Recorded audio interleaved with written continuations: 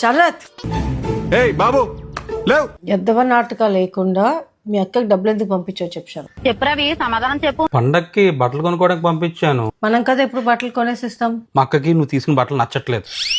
నువ్వేంచి మంచి చీరలు కొనుక్కుంటున్నావు, మా అక్కకి పిచ్చి పిచ్చి అన్నీ తీస్తున్నావు. అందుకే డబ్బులు ఇచ్చాను నేను. నేను ఎప్పుడు అలా చేయలేదు. ఇద్దరికి సమానంగానే తీసుకుంటాను ఎప్పుడు. నీ చీరలకే కదా అందరూ బాగున్నాయి అంటారు. ఇప్పుడు మా అక్కకి ఎవరు అన్నారు బాగున్నాయని. నిషా చెప్పరా. మంచి చీర చూసాను మష్రూమ్ సిల్క్ ది, అదే తీసుకుందామా పండక్కి అనుకొని ఫోన్ చేశాను. తమ్ముడు ఆల్రెడీ డబ్బులు పంపించాడు రా. నేను అన్నాను నిషా శారీస్ బాగా సెలెక్ట్ చేస్తుంది కదా అని అంటే, లేదక్క ఈసారి మీరు కొనుక్కోండి బిజీగా ఉన్నాం మేము. అయిపోయింది నాకు కథం. ఏంటిది, నేను బిజీగా ఉన్నానా? నువ్వు మా అక్కకు చీర కొనడానికి నువ్వు 3 చీరలు కొంటావే. అక్కకి ఎంత పంపించావు? దాన్ని 3 times కలిపి పంపించి ఎందుకు? షాపింగ్ చేసుకోవాలి. అదే లాజిక్, 3 times లాజిక్. అక్క నువ్వు ఎన్నేళ్ళు కలిసి ఉన్నావు శరత్?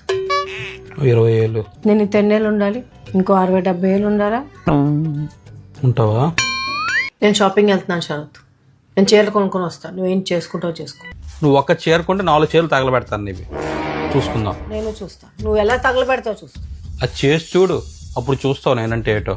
నేను వెళ్ళి షాపింగ్ చేసుకుంటున్నాను శరత్. నువ్వు ఎలా ఆపితే నేను చూస్తాను. శరత్, ఏమిటే ఏంటి కూర్చోవడం ఏంటి? ఏమైంది?